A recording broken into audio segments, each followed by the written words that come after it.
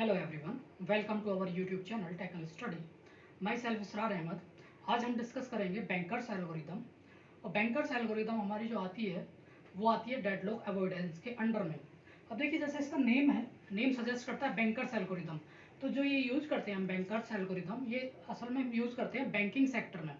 जब हमें लोन का डिस्ट्रीब्यूशन करना होता है कस्टमर्स को, तो वहाँ पे हम ये चेक करते हैं कि ऐसा तो नहीं है कि हमारा जो अमाउंट है हमारी बैंक में वो लेस देन हो किससे, जो हम डिस्ट्रीब्यूट कर रहे हैं कस्टमर को।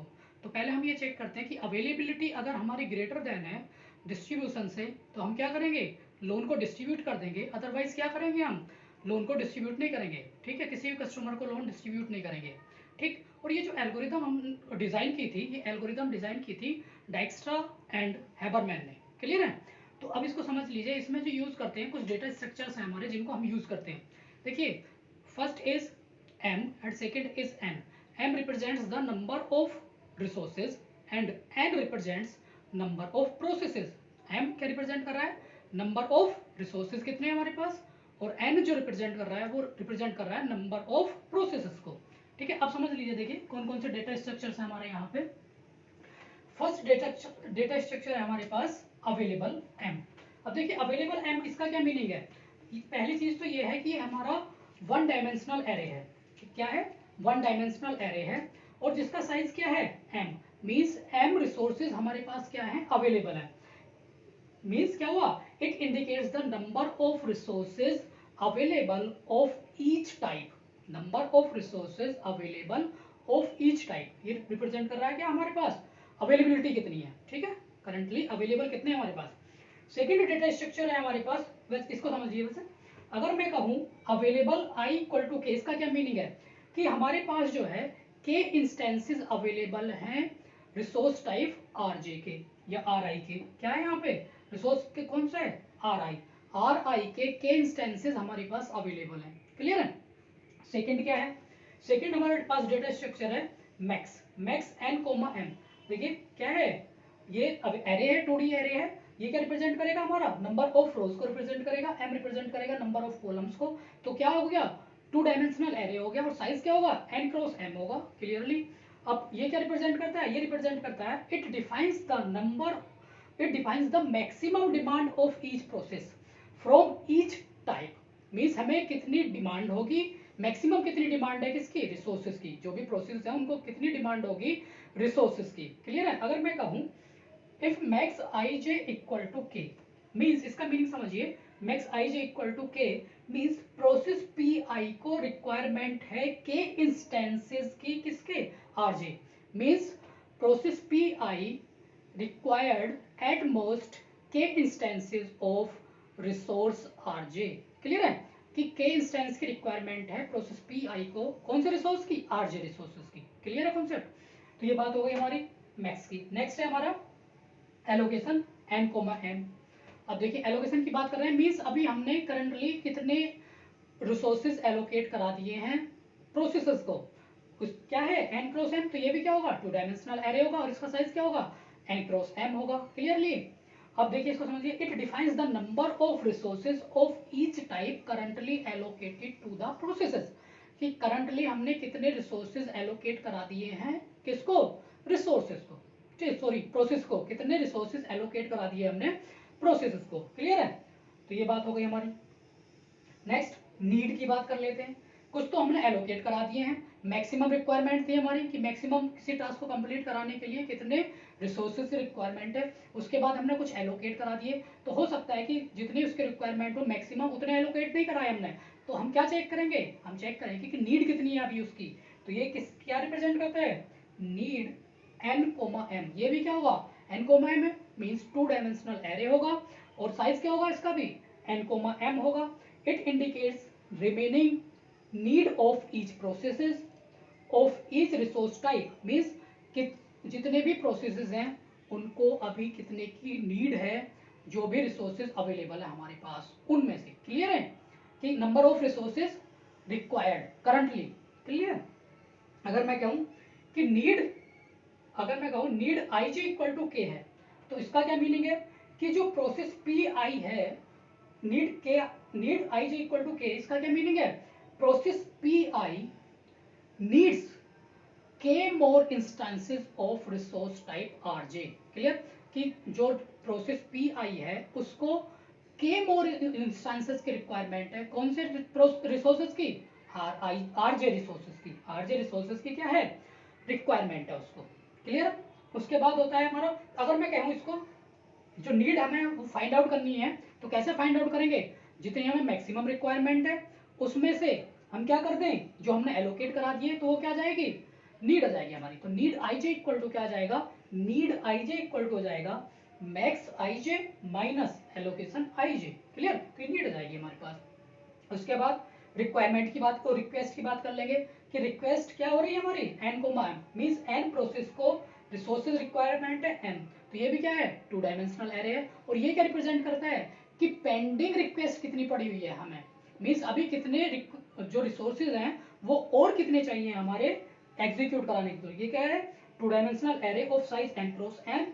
It indicates the pending request of each process of each resource type. Clear है कॉन्सेप्ट कि अभी हमारे पेंडिंग जो पड़ा हुआ है उसमें कितनी और रिक्वायरमेंट है।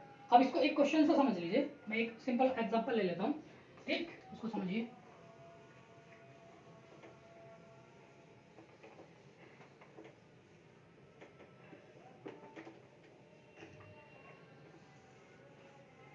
देखिए सपोज करिए 3 प्रोसेसेस है हमारे पास, P1 P2 P3। क्लियर।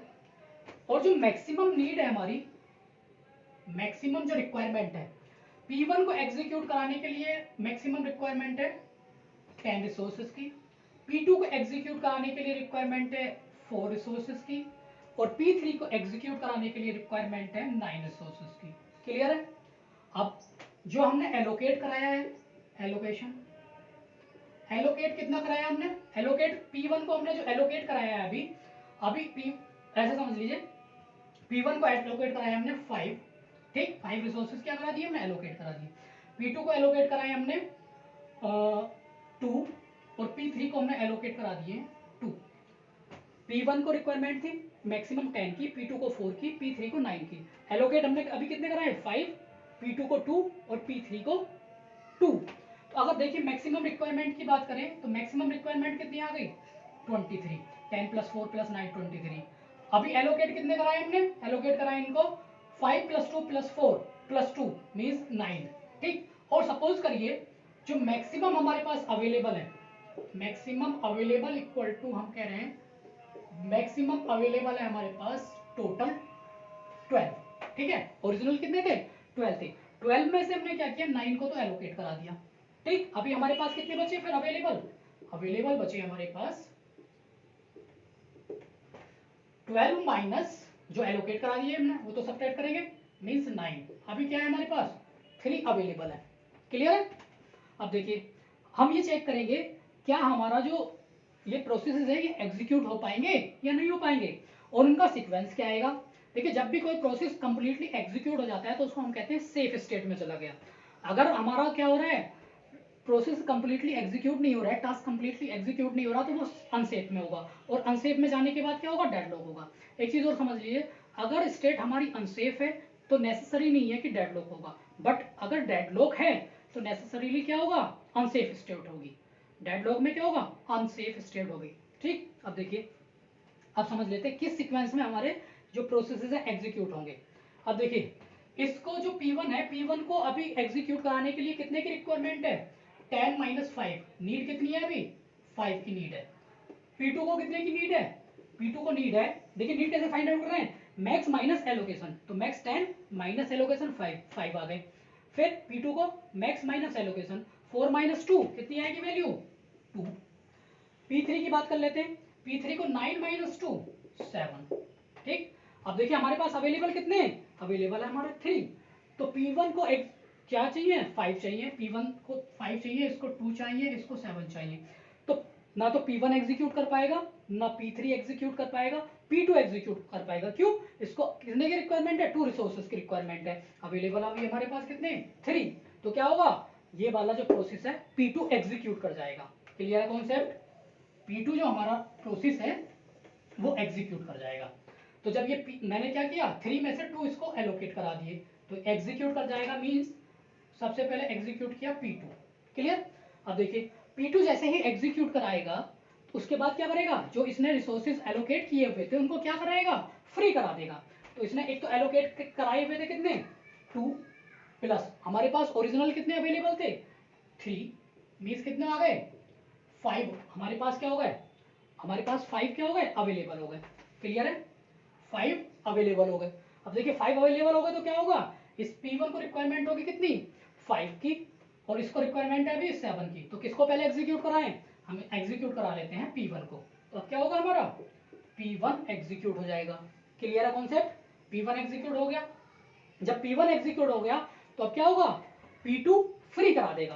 क्यों, P2 एग्जीक्यूट कर चुका है, उसने फ्री करा दिया था। अब P1 क्या कराएगा, फ्री करा देगा, रिलीज कर देगा। अब हमारे पास अवेलेबल कितने हो जाएंगे, ये इसने एलोकेट कितने किए हुए हैं, 5 एलोकेट किए हुए हैं। तो अब हमारे पास एलोकेट कितने हो जाएंगे, 5 तो ऑलरेडी थे, प्लस ये कितने रिलीज करेगा, ये 5 रिलीज कर देगा। तो टोटल कितने आ जाएंगे हमारे पास, अब अवेलेबिलिटी आ गई 10 रिसोर्सेज की। जब हमारे पास 10 रिसोर्सेज आ गए, इसको रिक्वायरमेंट कितनी है, 7 रिसोर्सेज की। तो 7 की रिक्वायरमेंट है, अवेलेबल कितने हमारे, 10 रिसोर्सेज अवेलेबल है। तो ये भी क्या हो जाएगा, एग्जीक्यूट कर जाएगा, मींस P3 आ जाएगा। तो क्या सीक्वेंस आया, सबसे पहले एग्जीक्यूट करेगा हमारा P2, P2 के बाद P1, P1 के बाद P3। ये आ गया हमारा सीक्वेंस। क्लियर है, सीक्वेंस आ गया। इस सीक्वेंस में हमारे प्रोसेसेस क्या होंगे, एग्जीक्यूट कराएंगे। ठीक है, तो ये हमारा, मैंने एक एग्जांपल ले लिया वैसे सिंपल। अभी इस पे बेस्ड एल्गोरिदम कैसे वर्क करेगी, बैंकर्स एल्गोरिदम कैसे वर्क करती है वो अभी मैं डिस्कस करूंगा। अभी फिलहाल मैंने ये बताया कि ये डेटा स्ट्रक्चर क्या कैसे होते हैं, क्या क्या डेटा स्ट्रक्चर यूज करेंगे हम। तो अभी कंटिन्यू कर रहे हैं। अभी जो हमारे बैंकर्स एल्गोरिदम है उसको अभी डिस्कस करते हैं। ठीक है, देखिए बैंकर्स एल्गोरिदम क्या कह रही है हमारी, उसको समझ लेते हैं। अब उससे पहले हमने डेटा स्ट्रक्चर को देखा था, कौन कौन से डेटा स्ट्रक्चर की रिक्वायरमेंट है हमारी बैंकर्स एल्गोरिदम में। अभी यहाँ पे देख लेते हैं हमारा जो बैंकर्स एल्गोरिदम है वो कैसे वर्क कर रही है, समझिए। देखिए एल्गोरिदम कैसे वर्क कर रही है, फर्स्ट स्टेप में क्या कर रहा है, process P I makes request of resources. कोई प्रोसेस पी आई है वो क्या कर रहा है, रिक्वेस्ट कर रहा है रिसोर्सेज के लिए। इफ पी आई वॉन्ट्स के instances of resource R J, P I क्या कर रहा है, के इंस्टेंसेस की रिक्वेस्ट कर रहा है रिसोर्स आर जे से। तो क्या कहेंगे हम, request i J equal to के, मीन्स आई क्या रिप्रेजेंट करता है हमारा नंबर ऑफ रोज को, जे क्या रिप्रेजेंट कर रहा है हमारा नंबर ऑफ कॉलम्स को। तो यहाँ पे क्या होगा, number of processes I, number of resources J. ठीक, तो क्या हो गया कि process I request K instances of resource type R J. Clear है। सेकेंड स्टेप में क्या कर रहे हैं, चेक करेंगे क्या जो हमारी रिक्वेस्ट है वो ग्रेटर देन है किससे, नीड से। मीन्स हमें कुछ नीड होगी अपने टास्क को एग्जीक्यूट कराने के लिए, हम क्या कर रहे हैं, रिक्वेस्ट कर रहे हैं। अगर हमारी रिक्वेस्ट ग्रेटर देन होगी किससे, नीड से। भाई नीड है हमारे, सपोज करो 6 रिसोर्सेज की, ठीक, और हम रिक्वेस्ट कर रहे हैं 8 रिसोर्सेज की, 7 रिसोर्सेज की। तो रिक्वेस्ट तो हम ज्यादा कर रहे हैं किससे, नीड से। जब हमें जितनी नीड है उससे ज्यादा रिक्वेस्ट करेंगे तो क्या होगा, भाई नीड है हमारे 5 की और रिक्वेस्ट कर रहे हैं 7 की, तो वो तो यूजलेस हो गए हमारे। ठीक, तो क्या होगा, कंडीशन क्या होनी चाहिए कि रिक्वेस्ट क्या होनी चाहिए, ऑलवेज लेस देन होनी चाहिए किससे, नीड से, लेस देन और इक्वल टू। ठीक, तो यहाँ पे क्या रहा है, अगर कंडीशन ये हो रही है if request greater than need, तो क्या आएगा, एरर आएगा। ऐसा कभी नहीं हो सकता कि आप रिक्वेस्ट ज्यादा करें नीड से। क्लियर है, तो if request is greater than need then error will occur. Clear. Second step, अगर क्या कर रहे हैं कि रिक्वेस्ट हमारी क्या है, जो रिक्वेस्ट है अगर वो ग्रेटर देन है किससे, अवेलेबल से। हमारे पास अवेलेबल होंगे कुछ रिसोर्सेज, अगर उन रिसोर्सेज से हम रिक्वेस्ट करें ज्यादा की, जब हमारे पास अवेलेबल ही नहीं है तो हम क्या करेंगे, एग्जीक्यूट ही नहीं करा पाएंगे। तो क्या होगा, if request greater than available then p I must wait. जो प्रोसेस पी आई है वो क्या करेगा, वेट करेगा। ठीक, जो रिमेनिंग प्रोसेस होंगे उनको चांस देंगे, पी आई क्या करेगा, करंटली वेट करेगा। If request i J greater than available, means अगर रिक्वेस्ट हमारी क्या है, ग्रेटर देन है अवेलेबिलिटी से, तो हम क्या करेंगे, उस प्रोसेस को वेट कराएंगे। क्लियर। अगर ऐसा नहीं है, मीन्स ना तो हमारी रिक्वेस्ट ग्रेटर देन है नीड से और ना ही रिक्वेस्ट ग्रेटर देन है अवेलेबल से, अगर ये दोनों कंडीशन क्या हो रही है, फॉल्स हो रही है, तो उस केस में क्या होगा, डेटा स्ट्रक्चर हमारा चेंज होगा। क्या होगा चेंज, अब देखिए अवेलेबल क्या होगा, अवेलेबल हमारा चेंज हो जाएगा। अब अवेलेबल क्या होगा, ऑलरेडी जो अवेलेबल था माइनस क्या हो जाएगा, जितने रिक्वेस्ट की थी हमने वो, ठीक। अवेलेबल इक्वल टू हो जाएगा हमारे पास अवेलेबल माइनस रिक्वेस्ट, कुछ अवेलेबिलिटी थी हमारी, अब हमने क्या की थी, जितने रिक्वेस्ट की थी वो हम क्या करा देंगे, एलोकेट करा देंगे। एलोकेट करा देंगे तो क्या करेंगे हम, अवेलेबिलिटी तो हमारी लेस हो गई, कितनी, जितनी हमने रिक्वेस्ट की थी। क्लियर। अब देखिए एलोकेशन क्या हो जाएगा, हमने प्रीवियसली कुछ एलोकेट कराया होगा, किसको, प्रोसेस आई को, ठीक। तो अब क्या होगा, एलोकेशन इक्वल टू हो जाएगा हमारा एलोकेशन प्लस जितनी हमने रिक्वेस्ट की हुई है, तो allocation equal to allocation i plus request i. Clear है। नेक्स्ट नीड क्या हो जाएगी हमारी, अब नीड भी क्या हो जाएगी, जितनी नीड थी हमारी वो क्या हो जाएगी, लेस हो जाएगी, किससे, जितनी हमने रिक्वेस्ट की थी। तो क्या होगा, need i equal to need i minus request. Clear है। तो 3 डेटा स्ट्रक्चर यहाँ पे चेंज होंगे। एक तो हमारा क्या चेंज होगा, अवेलेबल, अवेलेबल इक्वल टू हो जाएगा अवेलेबल माइनस रिक्वेस्ट। फिर एलोकेशन चेंज हो जाएगा, एलोकेशन इक्वल टू हो जाएगा एलोकेशन प्लस रिक्वेस्ट, और नीड इक्वल टू हो जाएगा नीड माइनस रिक्वेस्ट। क्लियर। फिर चेक करेंगे whether the resulting state is safe, कि हमारा जो स्टेट है, रिजल्टिंग स्टेट है, जो हमने कंडीशन अप्लाई की है, क्या वो हमारे जो टास्क हम एग्जीक्यूट करा रहे हैं वो क्या वो सक्सेसफुल एग्जीक्यूट हो गए। अगर हाँ सक्सेसफुल हो गए तो क्या होगा, हमारा सेफ स्टेट में होगी। और सेफ स्टेट को कैसे चेक करते हैं, सेफ्टी एल्गोरिथम के थ्रू, जो हम यहाँ पे डिस्कस करेंगे अभी, इसको डिस्कस करेंगे, ठीक। अगर ये कंडीशन क्या हो रही है, फुलफिल हो रही है, तो क्या है, हम सेफ स्टेट में, अदरवाइज क्या होगा, अनसेफ स्टेट में होंगे। फिर क्या होगा, if the state is safe do the allocation, otherwise P I must wait for request I.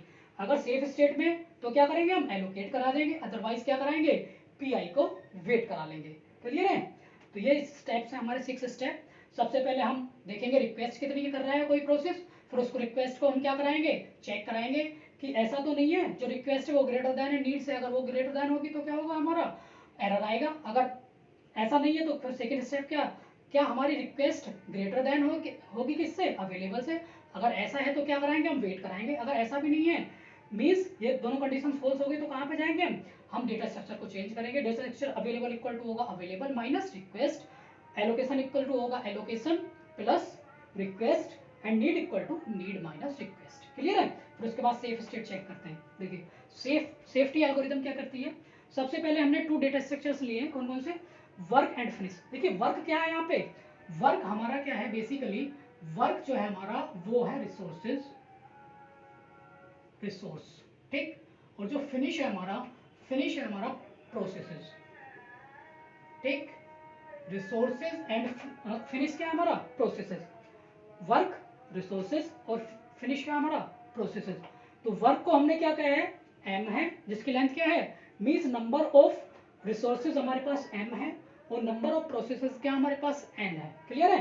Processes कितना हो गया हमारे पास, एन प्रोसेसेस हो गए, रिसोर्सेज एम हो गए हमारे पास। अब कंडीशन चेक कराएंगे हम, क्या होगा, वर्क को इनिशियलाइज करेंगे अवेलेबल से, मीन्स हमारे पास रिसोर्सेज कितने अवेलेबल है, ठीक। तो अवेलेबिलिटी चेक करेंगे कि हमारी अवेलेबिलिटी कितनी है। फिर उसके बाद क्या चेक करेंगे हम, फिनिश, फिनिश देखेंगे। अगर फिनिश की वैल्यू ट्रू होगी, मीन्स सारे के सारे प्रोसेस क्या हो गए होंगे, एग्जीक्यूट हो गए होंगे। हम चेक करेंगे अगर हमारे पास क्या है, finish j equal to false है, मीन्स जो हमारे प्रोसेसेस हैं वो एग्जीक्यूट नहीं हुए हैं अभी। फॉल्स मीन्स या तो फॉल्स कहिए या फिर यहाँ पे वैल्यू 0 कहिए, एक ही बात है।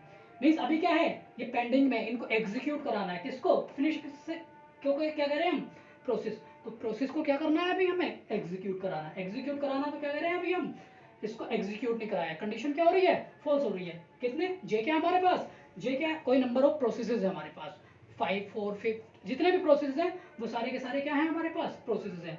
उन सारी वैल्यू को चेक करेंगे हम, ठीक। क्लियर है कॉन्सेप्ट। सबसे पहले इनिशियलाइज किया हमने वर्क जितने हमारे पास अवेलेबल है, रिसोर्सेज अवेलेबल है। फिर हमने चेक किया कि फिनिश मीन्स जो प्रोसेसेस हमारे एग्जीक्यूट हुए हैं या नहीं हुए। तो अगर जितने भी रिसोर्सेज प्रोसेसेस हमारे क्या है अभी एग्जीक्यूट नहीं हुए, मीन्स फॉल्स है। उसके बाद क्या करेंगे, कोई आई वैल्यू फाइंड आउट करेंगे हम, किसकी, फिनिश की, मीन्स प्रोसेस की कोई वैल्यू फाइंड आउट करेंगे सारे के सारे प्रोसेसेस में से, कि फॉल्स कौन सी है, मीन्स कौन सा अभी एग्जीक्यूट नहीं हुआ है, ठीक।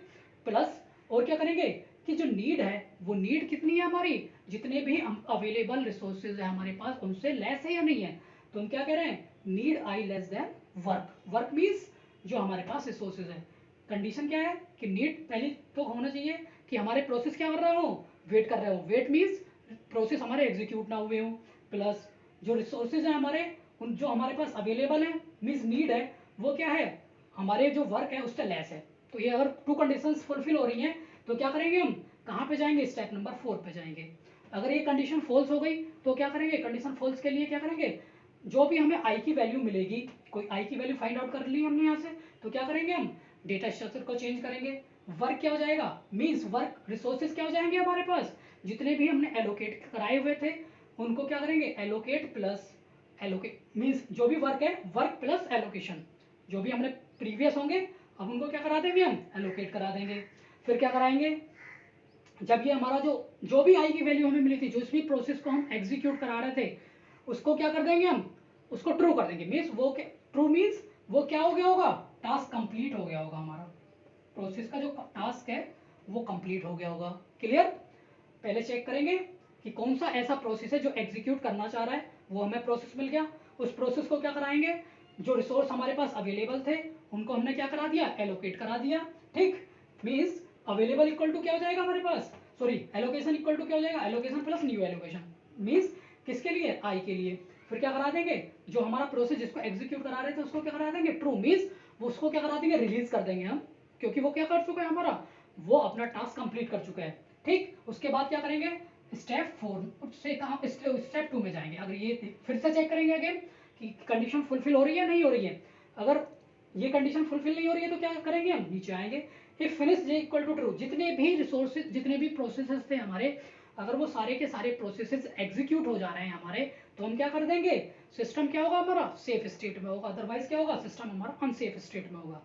ठीक, एक बार और रिपीट कर देता हूँ। सबसे पहले हमने क्या लिया है, टू वेक्टर्स लिए हैं m एंड n, और जो हम कह रहे हैं इनको वर्क एंड फिनिश कह रहे हैं। ठीक है, वर्क क्या रिप्रेजेंट कर रहा है, वर्क रिसोर्सेज को रिप्रेजेंट कर रहा है। फिनिश किसको रिप्रेजेंट कर रहा है, हमारा प्रोसेस को रिप्रेजेंट कर रहा है। फिर हम क्या करेंगे, इनको इनिशियलाइज करेंगे, वर्क इक्वल टू अवेलेबल और finish equal to false. Condition check करेंगे, अगर कंडीशन क्या हो रही है हमारी, ट्रू हो रही है, तो आई की कोई प्रोसेस फाइंड आउट करेंगे जिसको हमें एग्जीक्यूट कराना है। अगर उसमें कंडीशन चेक करेंगे, अगर नीड जितनी भी हमारी नीड है अगर वो लेस देन है किससे, वर्क से, मींस अवेलेबल से अगर वो लेस है तो क्या करेंगे हम, एक जो हमने प्रोसेस लिया उसको एग्जीक्यूट कराएंगे। ठीक, अगर एग्जीक्यूट नहीं हो रहा है तो मींस कहां पे जाएंगे, स्टेप 4 पे। ठीक, अगर यहाँ पे इसको समझिए कि if no such i is found, इसका मीनिंग ये है कि सारे के सारे जो प्रोसेसेस हैं वो एग्जीक्यूट हो चुके हैं। अगर आई इक्वल टू फॉल्स नहीं मिल रहा है, इसका मीनिंग क्या है कि सारे के सारे आई की जो जितने भी प्रोसेसेस हैं वो सारे के सारे एग्जीक्यूट हो चुके हैं। क्लियर है कॉन्सेप्ट। अगर कोई आई नहीं मिल रहा है तो इसका मतलब तो यही है कि जितने भी आई की क्या थी इनिशियल वैल्यू, सारी की सारी क्या थे, फॉल्स थे।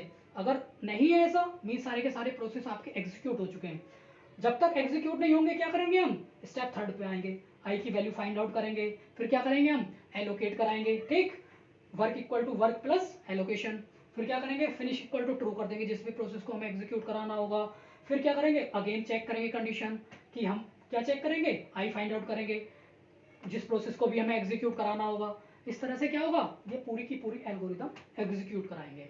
इस पे based near about 10 to 15 numericals मैं कराऊंगा इस पे बेस्ड। इसको अगर कोई भी डाउट है इस एल्गोरिथम में तो आप मुझसे पूछ लीजिएगा, मैं वो सारे के सारे डाउट्स आपके क्लियर कर दूंगा। ठीक है, किसी में भी कोई भी, जितनी मैंने डेटा स्ट्रक्चर बताया है या फिर ये एल्गोरिथम बताई है या फिर आपको ये बताया मैंने सेफ्टी एल्गोरिथम, इसमें कोई भी डाउट है तो आप मुझसे पूछ लीजिएगा, मैं डिस्कस कर लूंगा उसको। ठीक है, कमेंट सेक्शन में मुझसे पूछ लीजिएगा। और इस पर बेस्ट न्यूमेरिकल करेंगे। न्यूमेरिकल जब करेंगे तो और अच्छे से ये क्लियर हो जाएगी आपको algorithm. Okay, thank you so much for watching this video.